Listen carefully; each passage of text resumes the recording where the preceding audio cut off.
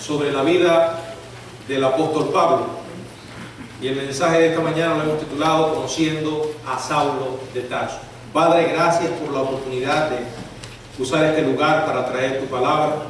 En tus manos nos estamos poniendo, Señor, y dependemos totalmente de ti. Estamos reconociendo nuestra incapacidad humana, nuestras limitaciones, y pedimos la asistencia de tu Espíritu en este momento. También que tú abras la mente y el corazón de tu pueblo, Señor. En el nombre de Jesús. Amén. La grandeza del acero se forja en la mina, y eso vale para todos nosotros. No olvide eso, especialmente cuando en su vida esté llegando a tocar fondo y esté convencido de que nada de valor puede salir de su situación, cuando esté perdiendo la esperanza y pueda llegar a pensar que usted es una causa perdida.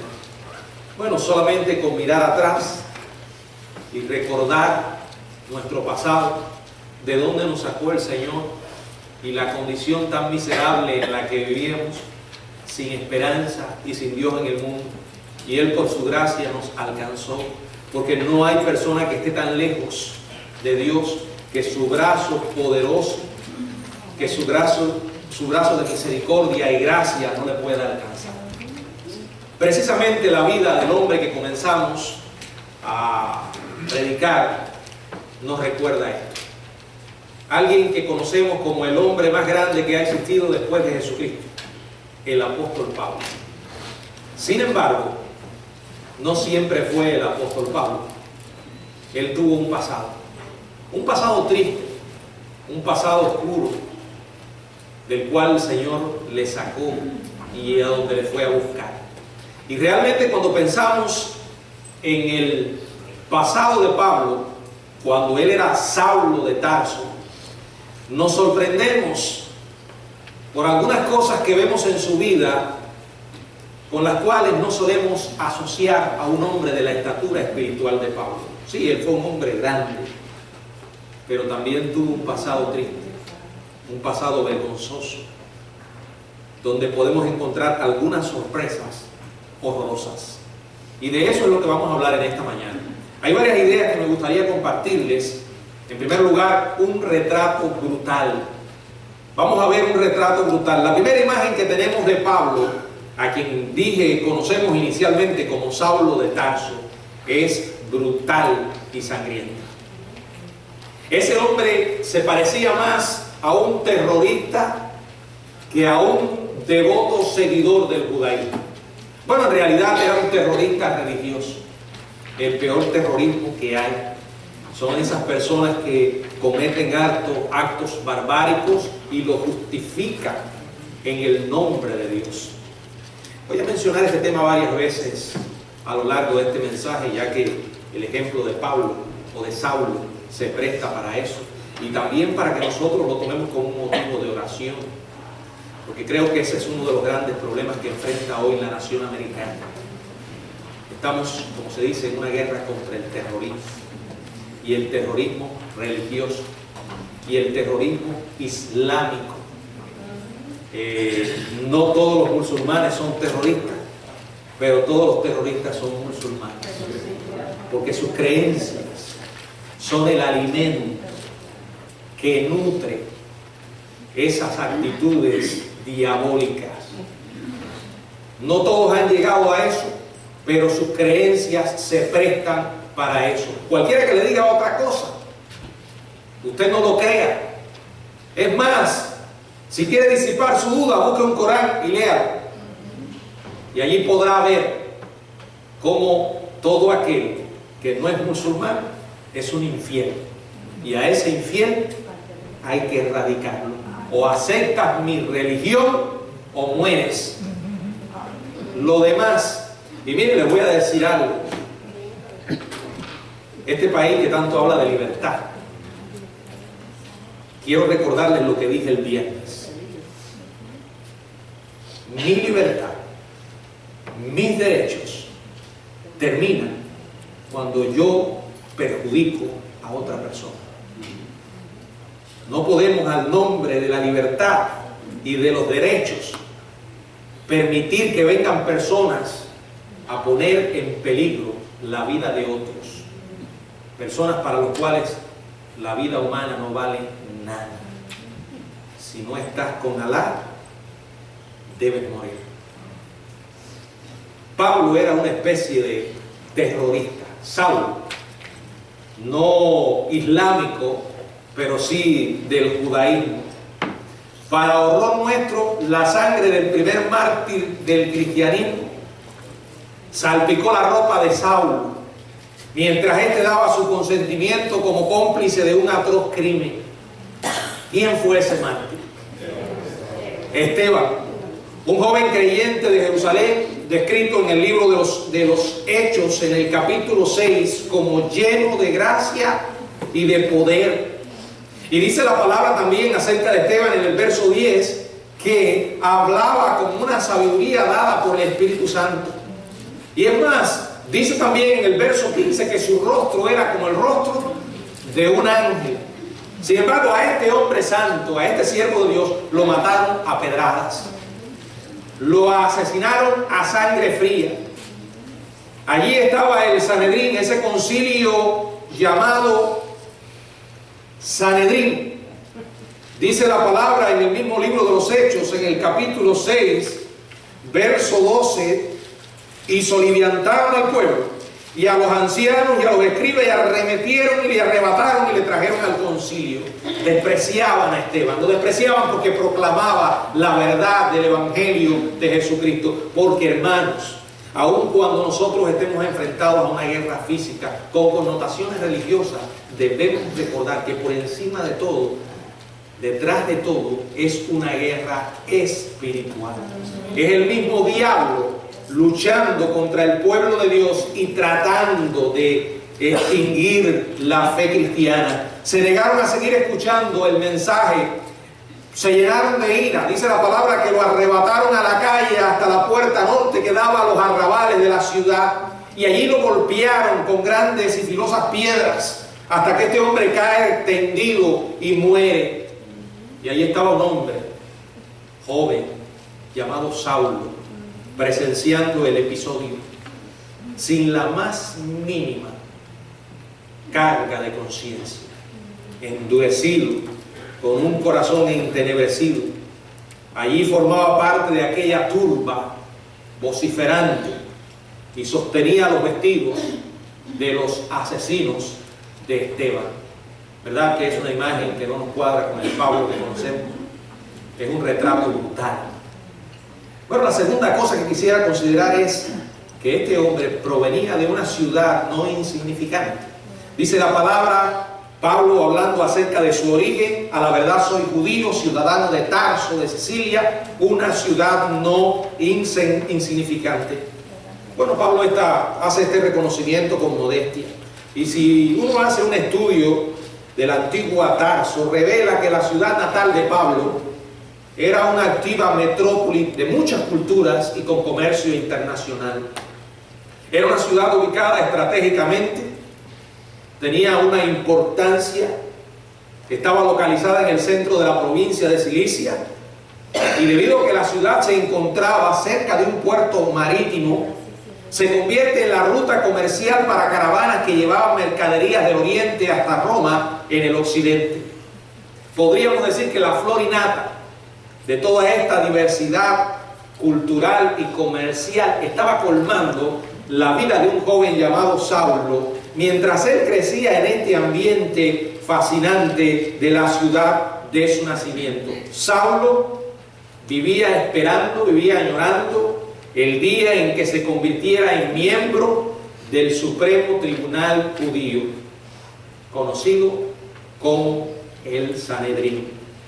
Este Sanedrín estaba compuesto por 71 hombres que juntos gobernaban la vida y religión judía, sentados allí en bancos curvos, en una sala tribunalicia. Precisamente en un lugar como ese fue que escucharon a Esteban hacer aquella declaración poderosa de su fe.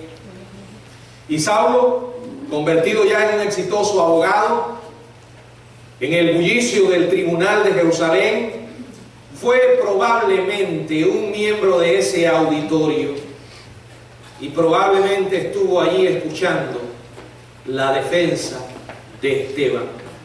Sin embargo, qué lejos estaba de imaginar que el poderoso testimonio de este hombre, su manera de enfrentar la muerte y a sus enemigos y a la muerte, esto sería el inicio de la obra que Dios haría en su corazón, porque allí se comenzarían a plantar las semillas de un testimonio de esta manera en que este joven discípulo enfrentaría la muerte. Este sería el comienzo de lo que Dios haría en la vida de Saulo para convertirle en un apóstol de Jesucristo.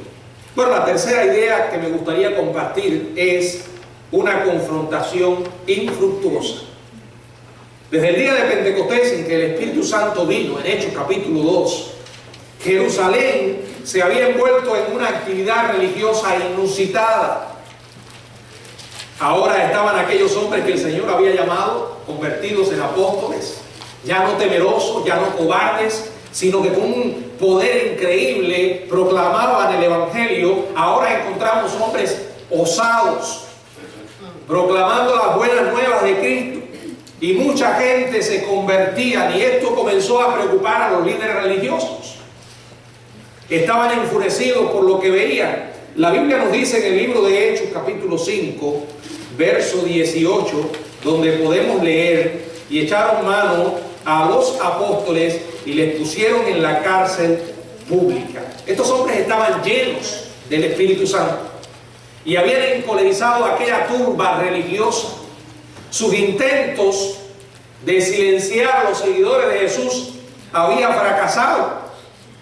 Por tanto, piensan que encarcelándoles sería la mejor solución, la mejor estrategia, pero tampoco funcionó. La Biblia nos dice en el verso 19 hasta el 21 del capítulo 5: mas un ángel del Señor, abriendo de noche las puertas de la cárcel y sacándolos, dijo: id puestos en pie en el templo y anunciad al pueblo todas las palabras de esta vida. Habiendo oído esto, entraron de mañana en el templo y enseñaban. Entre tanto, vinieron el sumo sacerdote y los que estaban con él, y convocaron al concilio y a todos los ancianos de los hijos de Israel, y enviaron a la cárcel para que fuesen traídos. Estos personajes pensaban que habían resuelto el problema de los rebeldes, cuando de hecho solo lo que habían logrado era que predicaran con mayor ímpetu, con mayor denuedo. Su celo era contagioso.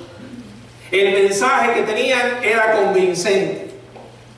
Por eso no pasó mucho tiempo sin que los funcionarios religiosos convocaran a una religión de emergencia para decidir tomar nuevas acciones. Y leemos allí en este capítulo 5, ahora del verso 22 en adelante, o del 21, dice: habiendo oído esto, entraron de mañana en el templo y enseñaban. Entre tanto vinieron el sumo sacerdote, los que estaban con él, y convocando al concilio y a todos los ancianos de Israel, enviaron a la cárcel para que fueran traídos. Pero cuando llegaron los alguaciles, no los hallaron en la cárcel. Entonces volvieron y dieron aviso diciendo: por cierto, la cárcel hemos hallado cerrada con toda seguridad, y los guardas afuera de pie ante las puertas, mas cuando abrimos, a nadie hallamos dentro. Dios mismo había intervenido. Un ángel del Señor abrió las puertas de la cárcel, liberó a los apóstoles y volvió a echar el cerrojo. O sea, fue un milagro, indudablemente. Y cuando los funcionarios llegaron a la cárcel y encontraron a los guardas dormidos, plácidamente dormidos, las puertas aseguradas y que los prisioneros ya no estaban, ese fue el informe que trajeron al concilio. Y aunque la Biblia no lo menciona, tenemos grandes razones para creer que allí estaba Saulo de Tarso. Allí estaba Saulo de Tarso, y él probablemente escuchó el informe. En ese grupo debían estar todos los miembros del Sanedrín. También debían estar los estudiantes avanzados, los consejeros o incluso tal vez hasta los mismos criados. Allí estaba Saulo. Era comprensible la frustración cada vez mayor de estos religiosos. Leemos en el verso 24: cuando oyeron estas palabras, el sumo sacerdote y el jefe de la guardia del templo y los principales sacerdotes dudaban en qué vendría a parar aquello. Acuérdense, habían arrestado a los hombres, los habían intimidado para que no predicaran, y de pronto los mandan a buscar, y ahí estaba aquello. Estaban luchando contra Dios. Y el mensaje seguía. Estos jueces prejuiciados se han vuelto locos tratando de explicar lo que había ocurrido, un milagro. No lo podían entender. Y para colmo de males, otro mensajero llega corriendo con un informe aún más preocupante. Verso 25: pero viniendo uno les dio esta noticia: he aquí, los varones que pusiste en la cárcel están en el templo y enseñan al pueblo. Entonces fue el jefe de la guardia con los alguaciles y los trajo sin violencia, porque temían ser apedreados por el pueblo. Bueno, la ciega confianza que el pueblo de Jerusalén había puesto en sus líderes se estaba debilitando, porque ahora sus ojos estaban siendo abiertos al Evangelio. Estas personas estaban siendo libres en Jesucristo de la esclavitud ciega de una religión. El Sanedrín procedió entonces con cautela, debido a que las masas estaban creyendo en el Evangelio y tenían temor ser apedreados. Dice la palabra en el verso 27: cuando los trajeron, los presentaron en el concilio, y el sumo sacerdote le preguntó diciendo: ¿no mandamos estrictamente que no enseñase en ese nombre? Y ahora habéis llenado a Jerusalén de vuestra doctrina y queréis echar sobre nosotros la sangre de ese hombre. Observen cómo respondieron los apóstoles, y particularmente Pedro. Respondiendo Pedro, a partir del verso 29, y los apóstoles dijeron: es necesario obedecer a Dios antes que a vosotros. El Dios de vuestros padres levantó a Jesús, a quien vosotros matasteis colgándole en un madero. A este Dios ha exaltado con su diestra por príncipe y salvador, para dar a Israel arrepentimiento y perdón de pecado. Este no es indudablemente, no es el mismo Pedro de los evangelios. Me estoy refiriendo al cambio que se operó en su vida. El Pedro que encontramos en los evangelios es un Pedro cobarde, vacilante, temperamental. Bueno, digo cobarde porque negó al Señor, pero fue sincero en un momento y estuvo dispuesto a dar su vida, pero ahora sí, cambiante. Pero ahora vemos un hombre con una personalidad firme, valeroso, que no pensaba para defender al Evangelio y mantenerse en esa posición, aunque le costara la vida. Fíjense cómo lo dice: mi responsabilidad y la de estos hombres no es obedecerles a ustedes, es obedecer a Dios. Tenemos que someternos a las autoridades, pero hay un límite, y ese límite se establece cuando las autoridades nos piden hacer algo que va en contra de nuestra fe, como proclamar el Evangelio. Y eso fue lo que dijo Pedro.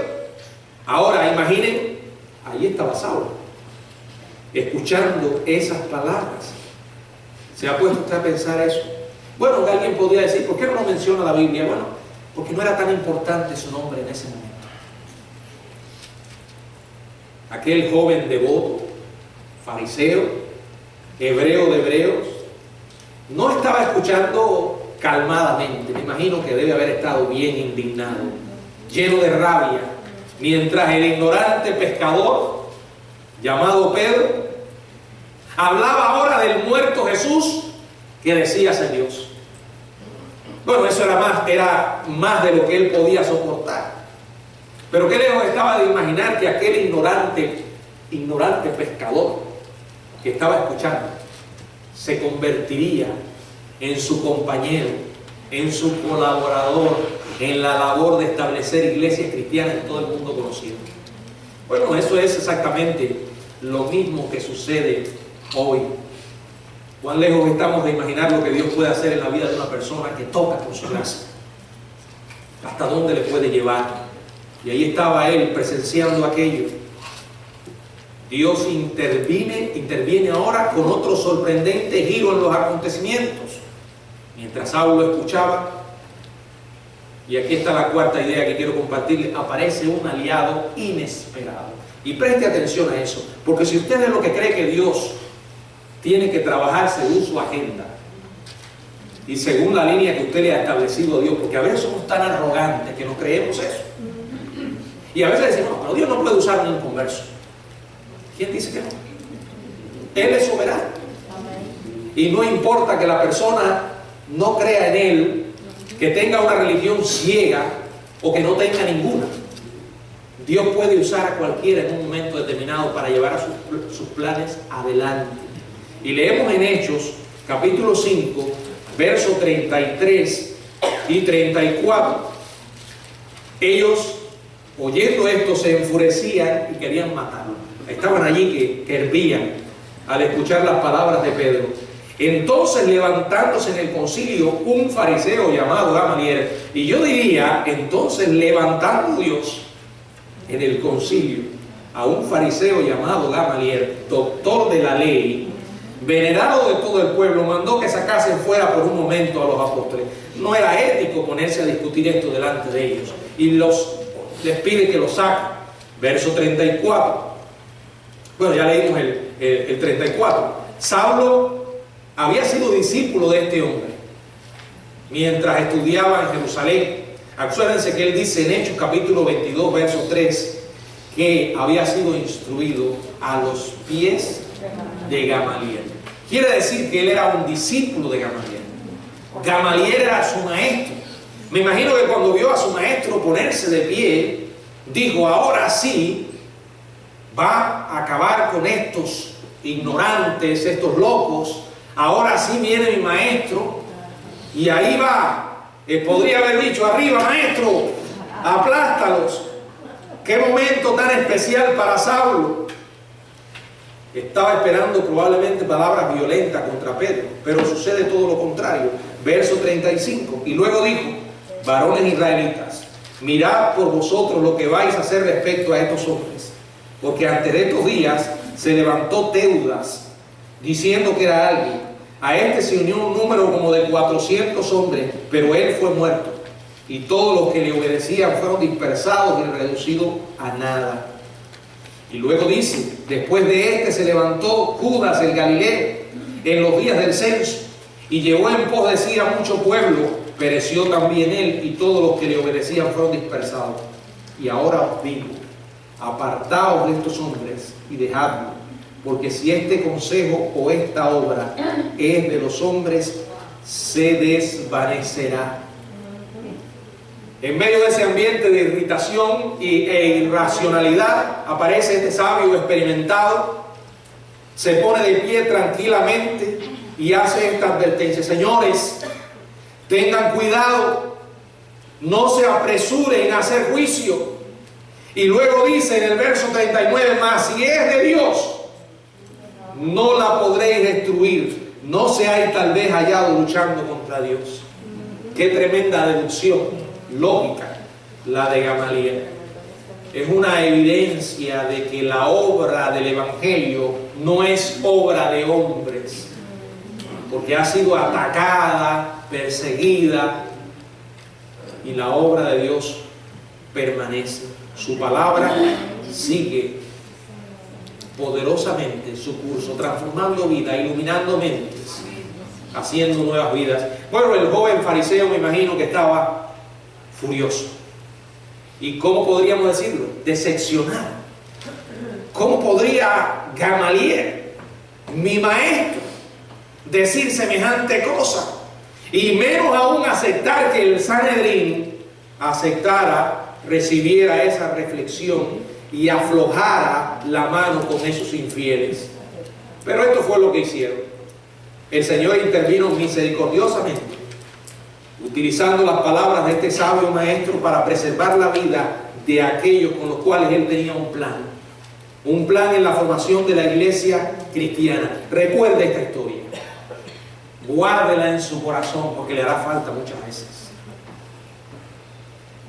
Recuerde, cuando se encuentre en medio de una situación que usted considera irremediable, una situación que usted considera imposible, recuerde, no importa lo que usted enfrente, Dios es soberano y siempre tiene el control. No hay tal cosa como que Él tiene casi el control. No, Él siempre lo tiene. Y dirige los acontecimientos de manera silenciosa, pero poderosa y soberana, para llevar adelante su plan perfecto. El Señor siempre tiene su Gamaliel. No se le agota. Él tiene esas personas que levanta en un momento oportuno, dispuestos a intervenir y a hablar a favor del pueblo de Dios. Ellos aparecerán en el momento preciso, y eso es lo que lo convierte a un milagro, y hará un gran impacto, porque Dios los va a usar. Estos hombres fueron guardados por Dios, y Dios usó aquí a un incrédulo, bueno, en realidad un religioso, que no tenía para nada el Evangelio de Jesucristo, tenía su religión. Sin embargo, era un hombre perdido, porque la religión no salva, y Dios lo usó. También puede usar un ateo, también puede usar una persona con la vida más impía. No importa de quién se trate, Dios puede convertir los corazones de los hombres en instrumento en sus manos. Ahora, los líderes religiosos hicieron caso de Gamaliel. La Biblia dice en el verso 40, y convinieron con él, y llamando a los apóstoles, después de azotarlo, le intimaron que no lo hacen en el nombre de Jesús, y le pusieron en libertad. Esto no es realmente justo. ¿Qué derecho tenían de azotar a estos hombres si estaban planeando ponerlos en libertad? Pues la intención del Sanedrín fue hacerles una advertencia bien severa. Ellos pensaban, bueno, si le despellejamos la espalda, no lo van a olvidar. Y quiero que entiendan que estamos hablando en serio. Desistan de su locura. Eso fue el mensaje que trataron de transmitirle. Y es aquí donde aumenta nuestro respeto, nuestra admiración por estos hombres. ¿Y cómo responden? Verso 41. Y ellos salieron de la presencia del concilio, gozosos de haber sido tenidos por digno de padecer afrenta por causa del nombre. ¿No venían de un viaje turístico? ¿No les habían dado un tour ahí por las cárceles? Ni le habían caído a besos precisamente y le habían tirado flores. Dice la Biblia que fueron, ¿qué? Azotados.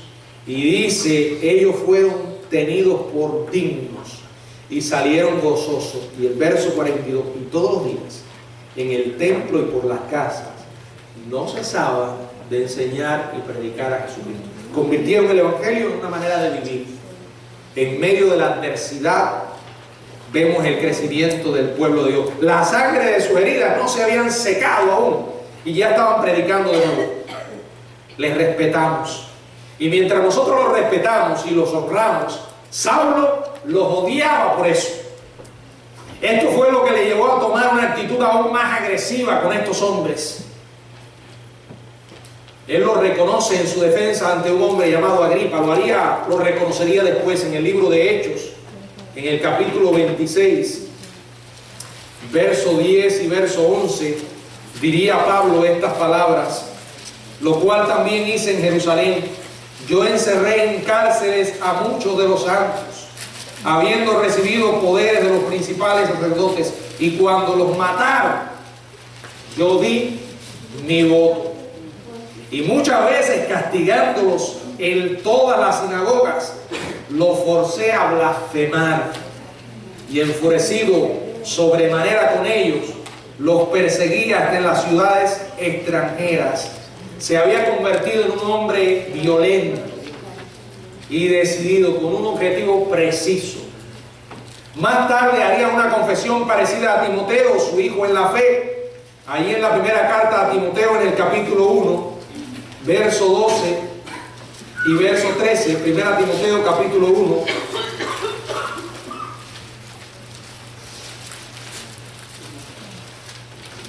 Verso 12 y verso 13.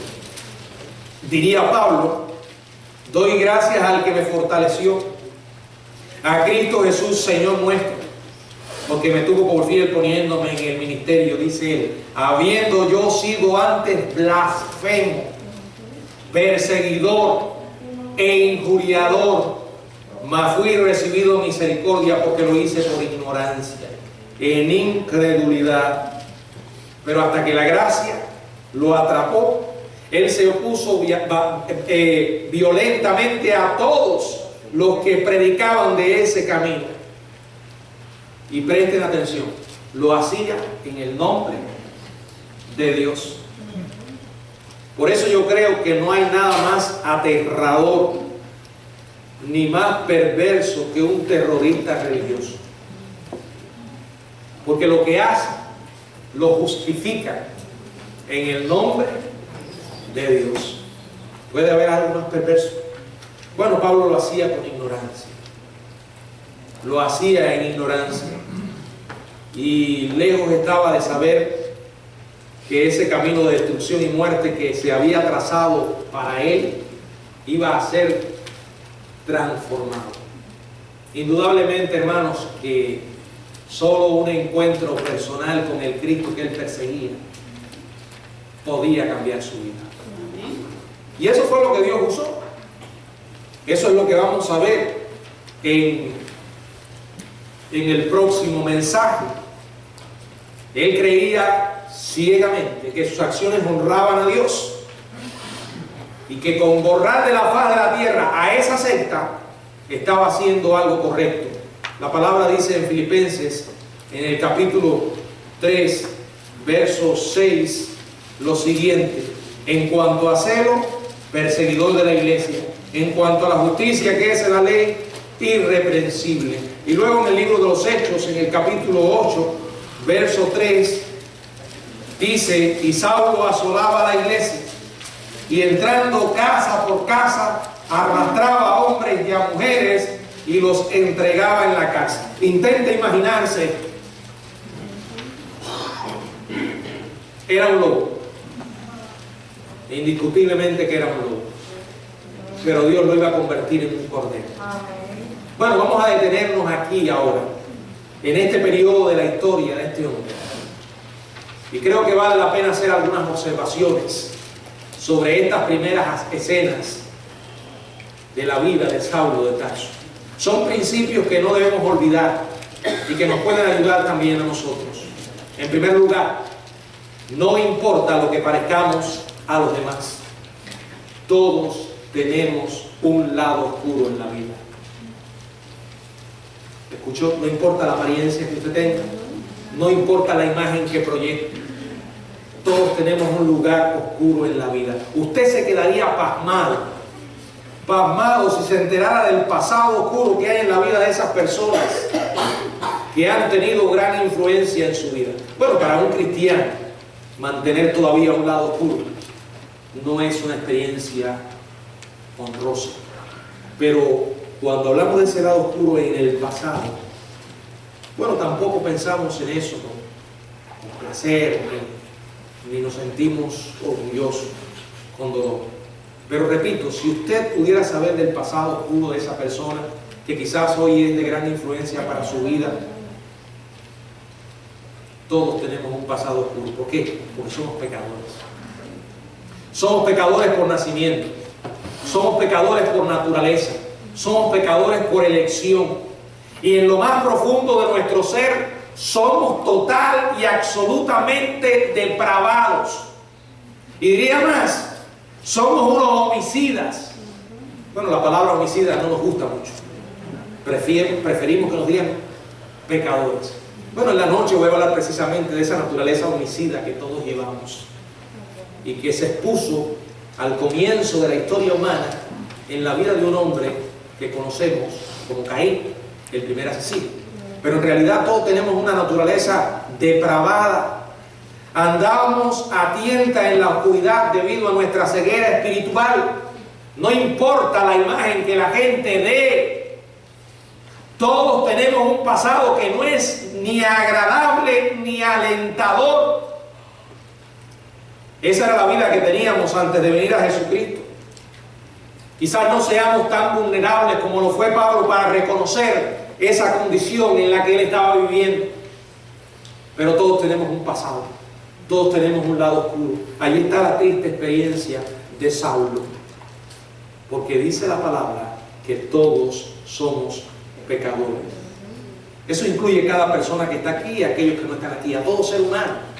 En segundo lugar, no importa lo que hayamos hecho, nadie está más allá de la esperanza. Ese es el mensaje cristiano. Por eso es evangelio. ¿Saben lo que significa evangelio? Buena nueva. Es una buena noticia. La buena noticia de que en Cristo hay esperanza, de que hay oportunidad, de que Él vino a morir en la cruz por los pecados de la humanidad, y cualquiera que crea en Él y se arrepienta tiene vida eterna, no importa cuán lejos haya ido. La cantidad o la profundidad del pecado en nuestro pasado nunca va a sobrepasar la gracia de Dios. Si usted no cree esto, si lo duda, acuérdese de Saulo de Tarso. Dios le dio a Saulo un nuevo nombre, y al hacerlo le hizo una nueva creación. Y eso es lo que hace tan admirable la gracia de Dios. Maravillosa gracia de Cristo, rico, ¿verdad? Que para describirla, palabras vanas son. O sea, no hay palabras para describir lo que es la gracia. Dios nos ha hecho objetos de esa gracia. En tercer lugar, aunque nuestro pasado esté viciado, cualquiera puede encontrar un nuevo comienzo con Dios. Me gusta siempre decir, Dios es el Dios de la oportunidad. Si no fuera así, no estaríamos aquí nosotros. Es el Dios de gracia y de oportunidad. Y aun cuando en el Antiguo Testamento vemos cuadros que nos horrorizan, porque no entendemos la severidad y la justicia de Dios en diferentes momentos en el Antiguo Testamento, eso no deja en duda para uno que ha conocido verdaderamente la Biblia que el Dios del Antiguo Testamento es también un Dios de gracia, es un Dios de misericordia, es un Dios de compasión. No es el Dios de ira que algunos quieren verlo cruel, despiadado, y Cristo es el bueno. No, Cristo es Dios exactamente. ¿Saben por qué vino Cristo? Porque estaba dentro del plan de Dios. No hay contradicción, no hay desigualdad, no hay oposición en ninguna de las tres personas de la Trinidad. Cuando el hombre peca, dice la palabra que Dios promete que de la simiente de la mujer vendría un redentor. Gracia. El hombre peca e intenta cubrir su desnudez con hojas de higuera y Dios lo cubre con pieles de animales. Eso es gracia. Es más, el hombre peca y Dios le permite seguir viviendo. Eso es gracia. La maravillosa gracia de Dios, que dio una oportunidad a quien no la merecía. Nunca es demasiado tarde para hacer lo bueno. Cuando Saulo se puso de rodillas frente al Dios vivo, finalmente enfrentó la realidad de su pecado. En lo más profundo de este hombre, Cristo transformó su vida y comenzó a hacer lo bueno. Es que la gracia, solo la gracia hace este nuevo comienzo. Por eso quiero decirle a usted que se me está escuchando en esta tarde, no se quede estancado donde estaba. No pierda su tiempo ensimismado en lo que fue su pasado o lo que significa la oscuridad del pecado. Recuerde que hay esperanza porque tenemos a Cristo. Y esa esperanza significa que hay un mañana brillante, mucho más brillante. Nuestros pecados son borrados. La vergüenza es eliminada. Dios nos saca del profundo pozo de la desesperación. Eso lo vamos a recordar ahora. Para eso vino Jesús. Para eso murió en la cruz. El mismo Dios que cambió la vida de Saulo puede transformar tu vida. Los que estamos aquí somos testigos de esa maravilla. Por eso nos reunimos siempre como pueblo de Dios para adorarle. Por eso nos reunimos acá para hablar de ese sacrificio y recordar lo que Jesús hizo por nosotros. Dice la palabra, porque yo recibí del Señor lo que también os he enseñado, que el Señor Jesús, La noche que fue entregado, tomó pan, y habiendo dado gracias, lo partió y dijo: tomad, comed, esto es mi cuerpo, que por vosotros es partido. Haced esto en memoria de mí. Asimismo tomó también la copa después de haber cenado, diciendo: esta copa es el nuevo pacto en mi sangre. Haced esto todas las veces que la bebiereis en memoria de mí. Así pues, todas las veces que bebiereis, todas las veces que comiereis este pan y bebiereis esta copa, la muerte del Señor anunciáis hasta que Él venga. Cada domingo que nos reunimos acá para participar de la Santa Cena, estamos recordando la totalidad del sacrificio de Cristo. A través del pan recordamos su cuerpo ofrecido por nosotros. A través del vino, su preciosa sangre derramada por nuestros pecados. El valor de esta ordenanza es simbólico. Para participar de ella y entender lo que significa, una persona debe haber aceptado a Cristo. Y en segundo lugar, estar bautizado por inmersión. Es la oportunidad maravillosa que tenemos para nosotros recordar y agradecer. Dice la Biblia que cada vez que participamos de estos elementos, la muerte del Señor anunciáis hasta que Él venga. Oremos. Padre, en esta hora quiero suplicarte que tú tomes control de esta ordenanza que vamos a tener, Señor. Permite que sea para tu gloria. Señor, ayúdanos a estar agradecidos en lo que has hecho. Ayúdanos, Señor, a estar profundamente conmovidos por tu gracia para con pecadores perdidos como nosotros, Señor. Tú eres bueno, Señor. Gracias por Jesucristo. Dirígenos ahora. Te lo pido en el nombre de Jesús. Amén.